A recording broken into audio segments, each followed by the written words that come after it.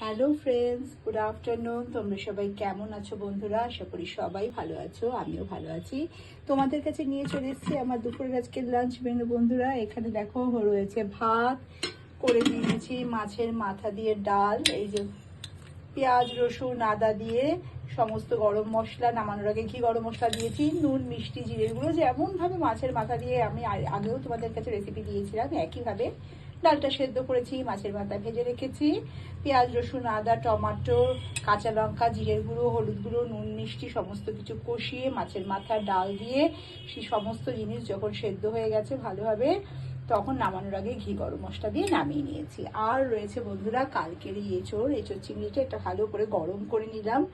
এইটা রয়েছে, ডাল রয়েছে, আর রয়েছে এখানে এই যে পার্শে মাছ তেলাপিয়া একদম পাতলা।